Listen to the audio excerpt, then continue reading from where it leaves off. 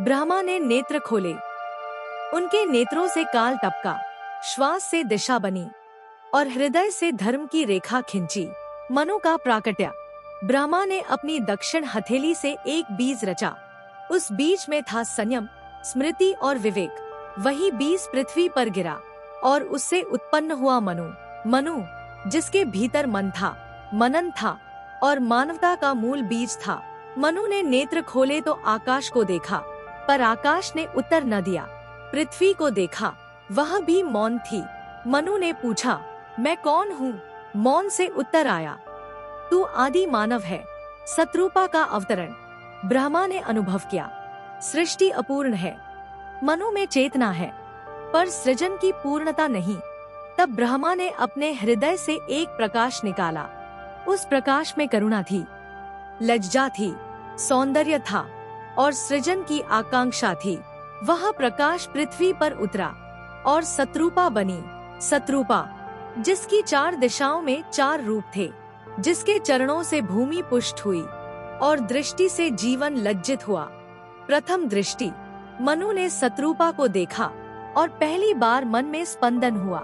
न वह काम था, न वासना, वह था सृजन का आवाहन। सतरूपा ने मनु को देखा और पहली बार मौन मुस्कुराया।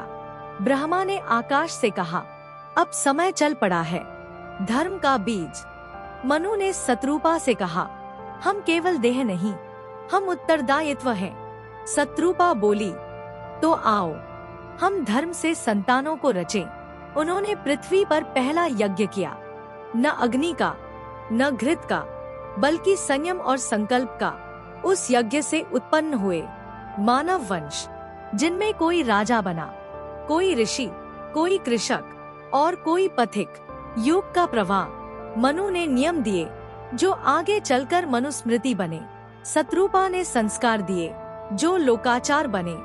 धीरे धीरे युगों का जन्म हुआ, सत्य युग, त्रेता युग, द्वापर, कली। पर मनु और सतरूपा कभी समाप्त नहीं हुए। वे हर मानव के भीतर अब भी जीवित हैं। जब मनु और सतरूपा का युग आरंभ हुआ, तब पृथ्वी ने पहली बार अपने गर्भ में उत्तरदायित्व को धारण किया। न तब नगर थे, न वन की सीमाएं, न पर्वत ऊंचे कहलाते थे, न नदियां नाम से जानी जाती थी। सब कुछ था, पर सब कुछ अव्यक्त। पृथ्वी का जागरण। सतरूपा ने पृथ्वी के वक्ष पर चरण रखा। जहां उनका स्पर्श पड़ा, वहां भूमि ने श्वास ली। धरती बोली, माता बनूं या भार सहूं? मनु ने उत्तर दिया, दोनों। तब पृथ्वी ने स्वयं को कठोर किया, पर्वत बने और द्रव भी किया। नदियां जन्मी। पहली नदी का नाम न था, पर उसकी धारा में स्मृति थी। समय का उदय। अब तक जो था वह अनादि था। अब जो उत्पन्न हुआ वह काल था। काल ने मनु से पूछा, मेरा नियम क्या है? मनु ने कहा, तू गति होगा, पर सीमा धर्म देगा। काल ने सिर झुकाया और समय बहने लगा। दिन और रात्रि पहली बार अलग हुए। सूर्य ने ताप जाना, चंद्र ने शीतलता पाई।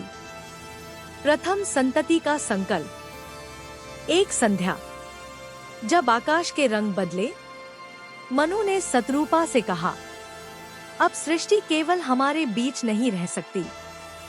सतरूपा ने नेत्र बंद किए। उनके भीतर 4 दिशाएं जागी। उन्होंने कहा, संतति केवल देह से नहीं, संस्कार से जन्म ले। तब दोनों ने 4 दिशाओं की ओर मुख किया और मौन व्रत लिया। उस मौन से 4 पुत्र प्रकट हुए। एक में धैर्य था, एक में ज्ञान, एक में श्रम, एक में संयम। वे नाम से नहीं, गुण से जाने गए। ऋषि बीजों का प्राकट्य। इन संतानों के हृदय में कुछ ऐसा था जो उन्हें स्थिर न रहने देता। वे वन की ओर चले। वृक्षों ने उन्हें छाया दी, पशुओं ने भय त्यागा। यहीं से जन्म हुआ ऋषि परंपरा का। किसी ने अग्नि को समझा, किसी ने वायु को, किसी ने मौन को ही वेद बना लिया। वेद बोले नहीं गए, वे सुने गए। प्रथम प्रश्न। एक ऋषि ने मनु से पूछा, यदि सब धर्म से बंधा है तो अधर्म क्यों? मनु मौन रहे। शत्रुपा बोली, जहां विकल्प है वहीं परीक्षा है। उसी क्षण अधर्म ने भी जन्म लिया, न राक्षस रूप में बल्कि अज्ञान के रूप में। देव और मानव का भेद। अब देवता प्रकट हुए, तेजस्वी पर सीमित। मानव प्रकट हुआ, सीमित पर संभावनाओं से भरा। देव अमर थे पर सीख नहीं सकते थे। मानव मर्त्य था पर हर जन्म में नया हो सकता था। यहीं से संघर्ष का बीज पड़ा, ईर्ष्या का नहीं, संतुलन का। शत्रुपा का वरदान। शत्रुपा ने मानव से कहा, तू गिरेगा पर उठ सकेगा, तू पीड़ा पाएगा पर करुणा भी। यह वरदान नहीं था, यह मार्ग था। जब धर्म की ध्वनि पृथ्वी पर स्थिर होने लगी, तब आकाश में एक नया कंपन उठा। यह न मंत्र था, न प्रार्थना, यह था अह का प्रथम स्पर्श। देवों का उदय। ऋषियों के यज्ञ से जो ऊर्ध्व धूम उठा, वही देवत्व बना। अग्नि ने रूप पाया, वायु ने स्वर, सूर्य ने दृष्टि, इंद्र ने बल। देव तेजस्वी थे पर उनका तेज यज्ञ पर आश्रित था। वे जानते थे, यदि मानव न हो तो देव भी न हो। विकल्प का रहस्य। एक दिन देवों ने मनु से पूछा, हमें पूज्य क्यों न माना जाए? मनु ने उत्तर दिया, जो निर्भर हो वह सर्वोच्च नहीं। यह वाक्य कुछ देवों के हृदय में बीज बन गया। बीज असंतोष का, असुर चेतना का जन्म। जो देव अपनी सीमा स्वीकार न कर सके, जो तेज को ही सत्य मान बैठे, वे असुर कहलाए। असुर कोई जाति न थे, वे एक दृष्टि थे जहां शक्ति बिना संयम के थी। वे बोले, यदि यज्ञ से हमें बल मिलता है तो यज्ञ पर हमारा अधिकार हो। यहीं से अधर्म ने आकार लिया। प्रथम संघर्ष। संघर्ष तलवारों से नहीं हुआ, वह विचारों का था। ऋषि दो भागों में बंटे। एक ने संयम चुना, एक ने सिद्धि। वनों में तप हुआ, पर मन में तृष्णा भी। देव आकाश से उतरे, असुर भूमिगत गढ़ों में गए। पृथ्वी ने पहली बार भार अनुभव किया। मानव की दुविधा। मानव बीच में था। देव उसे वर देते थे, असुर उसे शक्ति। मानव ने पूछा, मैं किसका हूं? शत्रुपा ने उत्तर दिया, तू अपने कर्म का है। मनु ने जोड़ा, और परिणाम भी। काल का हस्तक्षेप। काल मौन न रहा, उसने सबको स्मरण कराया। जो आज ऊपर है वह कल नीचे होगा। युग घूमने लगे। सत्ययुग की रेखा धुंधली हुई, त्रेता की छाया पड़ी। प्रथम पतन। एक मानव जिसे देवों ने ज्ञान दिया, असुरों ने बल, दोनों को स्वयं में श्रेष्ठ मान बैठा। यही था पहला पतन। नर ने स्वयं को नियंता समझ लिया। पृथ्वी कांपी, आकाश चुप रहा। शत्रुपा का विलय। यह देख शत्रुपा ने अपने रूप समेटे। उन्होंने कहा, अब मानव को अपने मार्ग स्वयं खोजने होंगे। वे दृश्य से ओझल हुई, पर चेतना में रह गईं। मनु ने अंतिम बार संतानों को देखा और धर्म का बीज उनके हृदय में छोड़ दिया। जब शत्रुपा दृश्य से विलीन हुई, तब पृथ्वी पर पहली बार अभाव उतरा। वह अभाव अन्न का नहीं था, वह था मार्गदर्शन का। मनु का अंतिम उपदेश। मनु ने संतानों को बुलाया। उनकी वाणी अब गर्जना नहीं, अनुभव थी। उन्होंने कहा, जहां धर्म स्वयं न चले, वहां नियम जन्म लेते हैं, और जहां नियम कठोर हों, वहां दंड का उदय होता है। यह कहते हुए मनु ने राजदंड पृथ्वी पर रखा।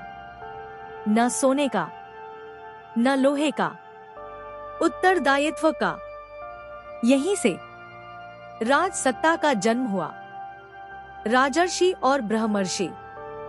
कुछ मनुष्य वनों में लौट गए, वे ब्रह्मर्षि कहलाए। कुछ ने नगर बसाए, वे राजर्षि बने। दोनों का लक्ष्य एक था, धर्म, पर मार्ग भिन्न। ब्रह्मर्षि कहते, त्याग से सत्य मिलता है। राजर्षि कहते, रक्षा से। यहीं से संवाद भी जन्मा और विवाद भी। प्रथम सिंहासन। पहला सिंहासन ऊंचाई पर नहीं था, बल्कि मध्य में। राजा ने स्वयं को देव नहीं कहा, पर समय के साथ सिंहासन ऊंचा होने लगा और राजा अकेला। आहा का प्रवेश। एक राजा था, वीर, न्यायी, पर अधीर। उसने कहा, यदि मैं धर्म की रक्षा करता हूं, तो धर्म मुझसे ऊपर कैसे? यह वाक्य आहा का द्वार था। ऋषियों ने चेताया, पर शक्ति ने कान बंद कर दिए। शाप का विधान। एक ब्रह्मर्षि, जिनका तप काल तक सुनता था, राजा के द्वार आए। राजा ने प्रतीक्षा कराई। क्षण भर की वह अवहेलना युगों का बोझ बन गई। ऋषि बोले, जो धर्म को साधन बनाए, वह स्वयं साध्य से गिरेगा। यह शाप नहीं था, यह नियम था। योग परिवर्तन। तुरंत कुछ न बदला, पर धीरे धीरे न्याय में पक्षपात आया, शक्ति में क्रूरता, ज्ञान में घमंड। सत्ययुग विदा हुआ, त्रेतायुग ने चरण रखा। धर्म अब चार नहीं, 3 पांवों पर चला। देवों की चिंता। देवों ने आकाश में सभा की। उन्होंने कहा, मानव दिशा खो रहा है। काल मुस्कुराया, नहीं, वह अनुभव पा रहा है। तभी यह निश्चय हुआ, जब जब धर्म डगमगाएगा, तब तब अवतरण होगा।